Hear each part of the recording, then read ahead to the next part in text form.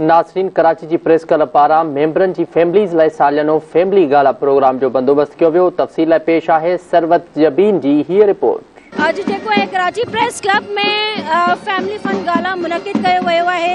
हर साल family fun गाला मुनक़िद कयो वेंदो आहे।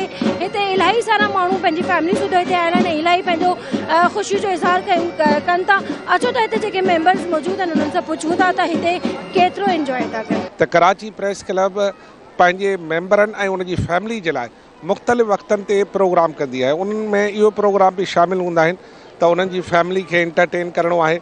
उन्हनि जी फैमिलियुनि जी जेका आहे टूरिस्ट कराइणा आहिनि, मुख़्तलिफ़ हंधनि ते उन्हनि खे मोकिलणो हूंदो आहे। उनकी फैमिली को ख़ास तौर पर मदऊ कर देंगे और हर साल ये फंक्शन पहले तो 14 अगस्त को होता था, अब इसको कन्वर्ट करके फैमिली फन गाला कर दिया गया। फैमिली फन गाला जो है वो ईद है और ईद का समय है और मैं ईद की तरह ही सजी हुई और सब फैमिलियाँ जो है इसको बहुत इंजॉय करती हैं। हाँ, बहुत मजा आ रहा है। जाहिर घर से निकलता का ऐसे प्रोग्राम होता तो आदमी आ जाता है। कहीं कहीं पे बच्चे भी खेल लेते, मजा भी आया है बहुत सारा मुझे। फैमिली आपके सामने, हर बच्चा इंजॉय कर रहा है, ख़वातीन इंजॉय कर रही है। इसमें मज़े की बात यह कि सारा साल जो सहाफ़ी अपनी मुआशी वजूहात की बिना पर या काम की किसी भी स्ट्रेस की वजह से वो अपनी फैमिली का वक्त नहीं गुजार पाता, आज के दिन वो अपनी फैमिली के साथ यहाँ पर है।